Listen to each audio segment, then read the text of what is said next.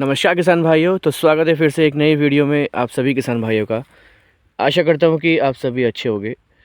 तो किसान भाइयों देखिए, ये खेत है चौबरसी मुंडी का और इसमें चौबरसी मुंडी का जो गन्ना है वो खड़ा था और अभी हमने गन्ने की छिलाई तो इसमें पूरी की पूरी हो गई है और सारा गन्ना मिल में चला गया है।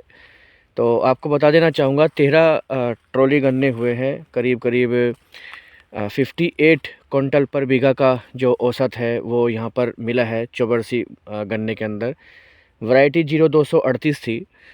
तो कुल मिला के ये औसत भी ठीक है क्योंकि इसमें ज़्यादा कुछ किया नहीं और जनवरी में इस गन्ने की छिलाई हमने पिछले साल की थी, तो इस वजह से इसमें कुछ फुटाव की समस्या इसमें बनी थी पहले से ही। तो गन्ना इसमें बारीक रह गया था क्योंकि चौथे साल का गन्ना इसमें हुआ है। 3 साल पहले हम इसमें काट चुके हैं और चौथे साल का इसमें अभी हुआ है। तो कुल मिला के 58 क्विंटल का बीघा भी ठीक है। बिना लागत का ये गन्ना था, इसमें कुछ ज़्यादा हमने मेहनत नहीं करी और केवल एक ही बंधाई इसमें हो रखी थी और एक बंधाई से ही जो है गन्ना ये हमारा चला। बाकी देख सकते हैं किसान भाइयों, आज हम अपना ट्रैक्टर लेके आए हैं, ये 41 DI मेस्सी फर्गूसन, और पीछे हमने तारा कंपनी का ये RMD जोड़ा हुआ है। तो अभी आप किसान भाई सोच रहे होंगे कि हम इसमें क्या पाँचवें साल का गन्ना रखने वाले हैं। नहीं, ऐसा नहीं है किसान भाइयों।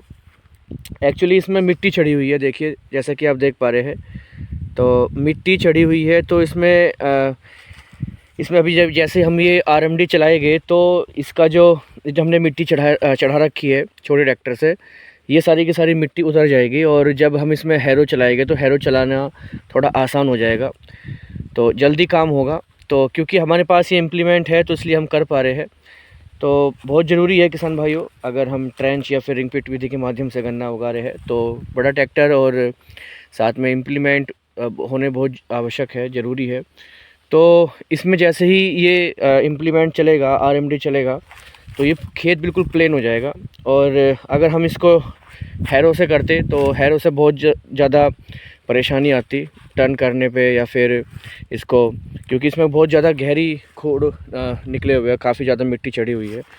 तो ये मिट्टी बड़ी ही सहजतापूर्वक इसको उतार देता है। तो पूरी इसका कार्य दिखाया जाएगा। बाकी आपको बता देना चाहूँगा, इसमें जो पत्ती है देखिए, कहीं कहीं हल्की हल्की इसमें पत्ती हमने इसमें से उठवा ली है। पत्ती किसान भाइयों इसलिए उठवाई है जिससे कि क्योंकि इसमें अब गेहूं की बुआई करनी है और गेहूं इसमें हमें बोने हैं, तो पत्ती को गलाने के लिए समय चाहिए। तो इस बार तो हमने इसमें से पत्ती उठवा दी है और बाकी इसमें जब गेहूं बोएंगे तो वो फिर दिक्कत करते टीलर में या फिर हैरो में, क्योंकि मशीन के माध्यम से हम इसमें गेहूं बोने वाले हैं तो उसमें खेत बिल्कुल साफ़ चाहिए। तो इस वजह से हमने यहाँ पे पत्ती उठवाई है। तो देख सकते हैं कहीं कहीं पत्ती इसमें पड़ी हुई भी है, तो करीब करीब 80% पत्ती इसमें से उठवा ली है। बाकी किसान भाइयों, इसमें अभी हम गेहूं की बुआई करेंगे और गेहूं बोने के बाद इस खेत को हम खाली छोड़ेंगे और इसमें फिर सनी ढांचा लोबिया बो के, इसमें हरा खाद बो के इसको पूरा जो बरसात है वो ऐसे छोड़े रखेंगे और अगले साल इसमें फिर असोजी गन्ना बोएंगे और असोजी गन्ने के साथ में सरसों लगाएंगे। तो किसान भाइयों, फसल चक्र अपनाना बहुत ज़्यादा ज़रूरी है क्योंकि ये एक जो खेत है 4 साल से लगातार उत्पादन दे रहा है। तो पहले साल करीब इसमें करीब 80 क्विंटल का बीघा निकला था और दूसरे साल इस खेत को हमने रस्में हमने दिया था, तो उसमें भी औसत जो है 70 की लपेट में आया था। और तीसरे साल का गन्ना 92 क्विंटल का इसमें हमें गन्ना प्राप्त हुआ था और इस बार जो है 58 क्विंटल पर बीघा का औसत इसने दिया है। बाकी आपको बता देना चाहूँगा, इसमें जो रस्में गन्ना दिया था वो 425 के रेट में गन्ना गया था और बाकी सरसों इसमें हम एक बार ले चुके हैं और साथ में लौकी की इंटरक्रॉपिंग इसमें हम ले चुके हैं, मतलब लौकी हमने इसमें सह फसल उगाई थी।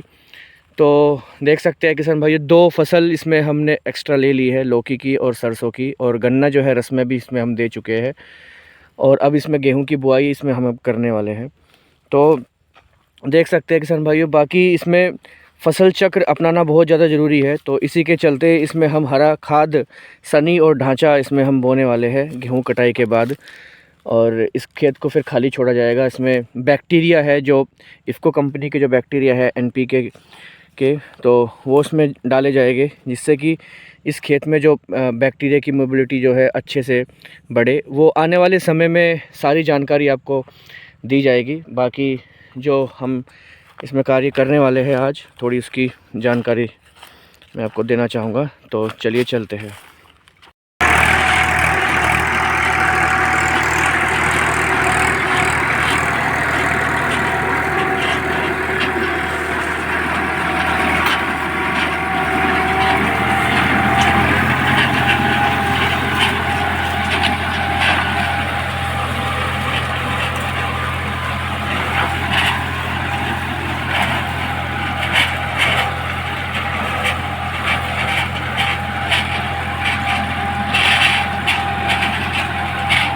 तो देख सकते हैं किसान भाइयों, यहाँ पे काम कितना अच्छा हो रहा है। देखिए कितनी मिट्टी चढ़ी हुई थी, सारी मिट्टी जो है इसने बहुत ही आसानी से उतार दी है। और ये देखिए खेत जो है बिल्कुल यहाँ पे बिल्कुल समतल बना दिया इसने। ये देखिए किसान भाइयों, ये एक्सपेरिमेंट किया था कि चौथे साल का जो गन्ना है वो कैसे निकलता है।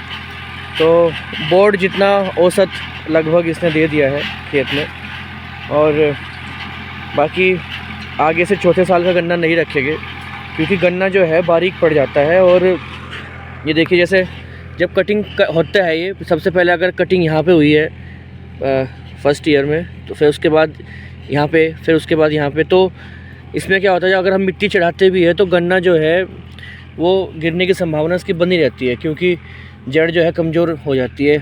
तो इस वजह से चौथे साल का जो गन्ना है वो एक तो उसकी मोटाई इतनी नहीं बन पाती, और मोटाई ना बनने की वजह से औसत में कहीं ना कहीं गिरावट देखने को मिलती है। तो 3 साल का काफ़ी रहता है भाई। एक बार बोर्ड ले लिया और 2 बार मुंडी ले ली, तो 3 साल तक गन्ना सही रहता है। इससे खेत भी ठीक रहता है और जो उत्पादन है वो भी काफ़ी अच्छा आता है। तो ये एक अनुभव रहा है। बाकी ये देखिए यहाँ पर ये बिल्कुल साफ साफ दिख रहा है, ये 0238 की दुबरसी मुंडी है, और ये 100 प्लस जाने वाली है किसान भाइयों। बहुत ही शानदार गन्ना इसमें चल रहा है, ये देखिए।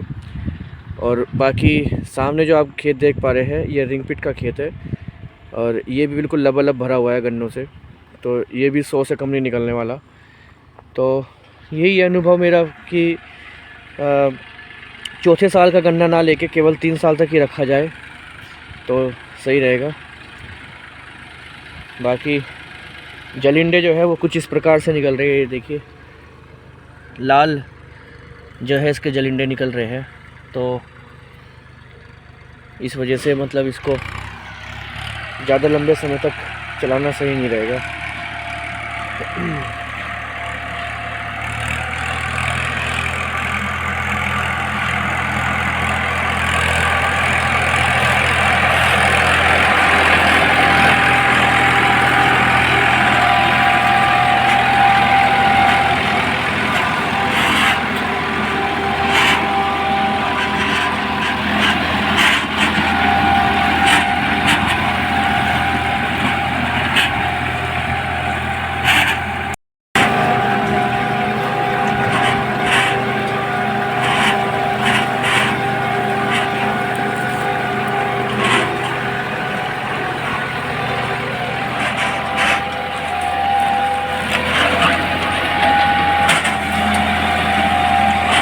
किसान भाइयों, तीसरे की लो में ट्रैक्टर चल रहा है, और देखिए बिल्कुल भी धुआं नहीं दे रहा है। बहुत ही शानदार परफॉर्मेंस दे रहा है ट्रैक्टर।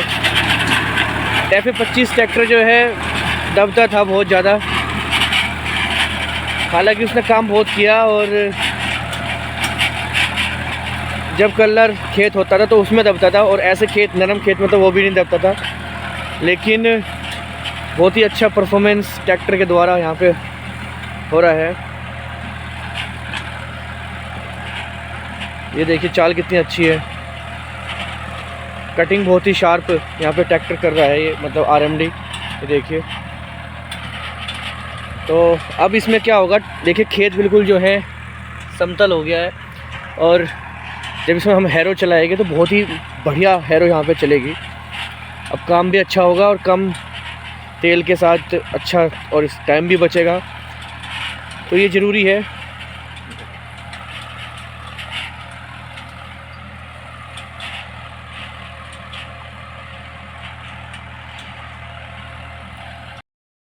तो किसान भाइयों, यहाँ पे आरएमडी तो हमने चला दी है और खेत जो है बिल्कुल इकसार हो गया है, और अब यहाँ पर हम हैरो निकाल रहे हैं जिससे कि बढ़िया गहरा जो भान है वो जुताई जो है वो हो पाए। देखिए पीछे कट्टे रखे हुए हैं 2 वज़न के लिए, और बहुत सही कार्य यहाँ पे हो रहा है। तो देखिए जो आरएमडी जो हमने चलाई थी वो कुछ इस प्रकार से जो है खेत बराबर हो गया। ये देखिए। तो देख सकते हैं यहाँ पे जितना भी पत्ती थी हल्की फुल्की या फिर जो घास था वो सब समाप्त हो गया है, और एकदम बढ़िया हो रहा है भान। देखिए इधर हैरो निकल चुकी है और इधर अभी रह रही है। तो किसान भाइयों देखिए, हैरो जो है 4 बार हम निकाल चुके हैं और अभी टीलर निकाल रहे हैं। तो ये दूसरा फेरा है टीलर का। एक बार तो हम निकाल चुके हैं, और ये देखिए टीलर कितना यहाँ पे लगा रखा है, पूरी गहरी जुताई कर रहे हैं, क्योंकि 4 साल से ये खेत ऐसे ही पड़ा हुआ था, और अभी इसके सारे जो है खेत की नस्सी तोड़ दिया एकदम बढ़िया। तो देखिए बहुत ही बढ़िया खेत हो गया है ये अब जा, और इससे खेत के जो जरिंडे है ये पूरे एकदम बढ़िया महीन हो जाएगा एकदम। तो देख सकते हैं। तो किसान भाइयों देख सकते हैं यहाँ पे रूटरी निकाल रहे हैं। एक बार 4 बार हैरो निकाल दी है, 2 बार टीलर निकाल दिया है, और अब इसमें एक बार रूटरी निकाल देंगे और खेत एकदम बढ़िया हो गया। और कल को इसमें गेहूं की बुआई की जाएगी मशीन के माध्यम से। देख सकते हैं कितना बढ़िया बहान यहाँ पे हो गया है। बहुत ही अच्छी चल रही है रूटरी, शक्तिमान की रूटरी है। और ये देखिए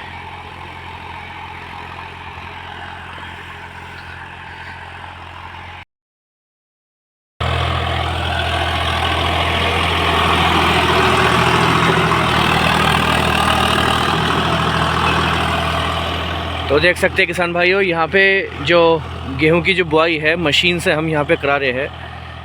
देखिए 200 रुपये बीघा ये लेते हैं, बोपाड़े गांव के हैं। तो मैं नंबर दे दूंगा, स्क्रीन पे ऊपर नंबर शो हो रहा होगा। तो अगर किसी किसान भाई को करानी है गेहूं की बुआई तो आप करा सकते हैं। ये देखिए, एक तो जो गेहूं है वो बचता है, बीज बचता है। अब आपको बता देना चाहूँगा, बीज जो है 7.5 किलो का बीघा ये डाल रहे हैं, और तो बीज बचा। दूसरा डाई जो है बिल्कुल बराबर में ही वहीं पे गिरी। तो जैसे ही बीज जो है अंकुरित होकर चलेगा, उसमें से जड़ निकलेगी, तो उस जड़ के बिल्कुल समीप जो है डाई वहाँ पर मौजूद रहेगी, तो डाई तुरंत उसको एकदम मिलेगी। तो डाई का सदुपयोग मशीन से बोने में होता है, और दूसरा बीज कम लगता है। तो लगभग 2.5 किलो पर बीघा के हिसाब से जो बीज है, एक तो वो बचता है, दूसरा पपेड़ने की मेहनत बचती है। और जो रूटरी हम निकालते या फिर टीलर इसमें हम निकालते तो वो बचेगा, तो तेल भी बचता है और टाइम भी की भी बचत होती है। तो टाइम की भी बचत हो गई, गेहूं की बचत हुई, डाई का सदुपयोग हुआ, और जो दाना है वो बिल्कुल सही गहराई में जाके गिरेगा। तो बहुत ही अच्छे से मतलब उसका जड़ों का फैलाव और वो गिरेगा नहीं बिल्कुल भी। तो ये कुछ इसके बेनिफिट है मशीन से बोने के। बाकी अगर हम बीज की बात करें तो देख सकते हैं हम सर्टिफाइड बीज हम लेके आए हैं यहाँ पे। और जैसे कि आप देख पा रहे हैं PBW 226 वैरायटी का बीज हम यहाँ पे बो रहे हैं। तो हम 4-5 साल से यही बीज बो रहे हैं और इस बीज की खूबी किसान भाइयों ये है कि इसकी जो रोटी है वो बहुत ही बढ़िया बनती है। मतलब रोटी जो है वो एकदम सफ़ेद रंग की इसकी रोटी बनती है, बहुत ही मुलायम, बहुत बढ़िया। तो ये खाने के हिसाब से बहुत ही अच्छा बीज माना गया है। बाकी थोड़ा ये कम निकलता है, ये 3.5 क्विंटल का बीघा निकलेगा, पर हमें यहाँ उत्पादन से मतलब नहीं है, हमें यहाँ पे क्वालिटी चाहिए ना कि क्वांटिटी। तो हम यहाँ पे क्वालिटी पे काम कर रहे हैं, क्वांटिटी पे काम नहीं कर रहे। तो आपको पहले ही बता देना चाहूँगा, ये बीज जो है, जैसे कि अभी जो नए बीज आ रहे हैं वो 5-5 क्विंटल तक निकल जाते हैं, 5-5.5 क्विंटल तक। ये बिल्कुल भी इतना उत्पादन नहीं देगा। ये इसका जो उत्पादन रहने वाला है वो मैंने आपको पहले ही बता दिया है, वो हद से हद 3.5 क्विंटल पर बीघे के हिसाब से इसका उत्पादन निकलेगा।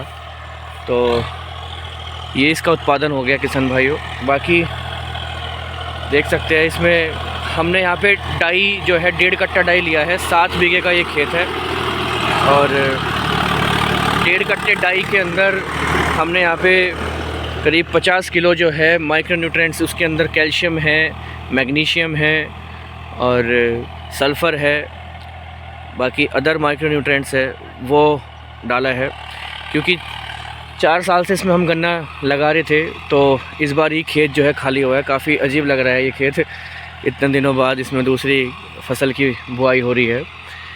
तो इस वजह से इसमें हमने माइक्रो न्यूट्रिएंट्स इसमें डाल दिए हैं, जिससे कि जो है खेत थोड़ा सा मतलब सही हो जाए। बाकी इसमें आपको बता देना चाहूँगा, गेहूं कटने के बाद इसमें हम सनी ढांचा लोबिया इसमें हम बोएंगे और सनी ढांचा लोबिया बोने के बाद इसमें हम फिर असोजी गन्ना लगाएंगे। तो असोजी गन्ने से इसमें लाभ क्या होगा कि एक तो इसमें हम अच्छा उत्पादन निकलेगा गन्ने का, फसल चक्र इसमें हम ले सकते हैं। जैसे कि अभी मैंने आपको बताया, सनी ढांचा लोबिया इसमें हम उगाएंगे। तो सनी ढांचा लोबिया बोने से जो खेत में के अंदर जान पैदा होगी, फसल चक्र अपनाया जाएगा और खेत को समय मिल जाएगा, थोड़ा खाली रहेगा। बाकी इसमें जब इसमें हम असोजी गन्ना लगाएंगे तो इसमें हम सरसों की भी बुआई करेंगे। तो सरसों बोने से क्या होगा कि एक तो घर की सरसों हो जाएगी और दूसरा जो सरसों के जो पत्ते होते हैं वो कड़वे होते हैं और एक खाद का भी काम वो करते हैं। तो खाद उसमें से पत्तों को मतलब मिट्टी को मिलेगा, तो काफ़ी अच्छा उत्पादन जो है गन्ने की फसल में देखने को मिलेगा।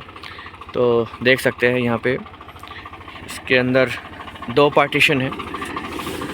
देखिए, तो गेहूं हो गया, 26 वैरायटी का गेहूं है, ये देखिए। और बाकी इसमें ये देखिए डाई के साथ साथ में आपको ये जो दिख रहा है ये माइक्रो न्यूट्रिएंट्स है। दायल कंपनी के गेहूं है। मैं तो देख सकते हैं किसान भाइयों, डाई है यहाँ पे और एक ये माइक्रो न्यूट्रिएंट्स है नक्षत्र के नाम से, ये देखिए। और दूसरा ये गेहूं का बीज हो गया।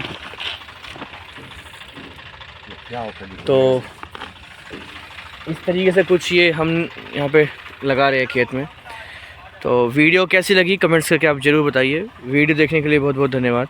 Thank you so much. Hare Krishna.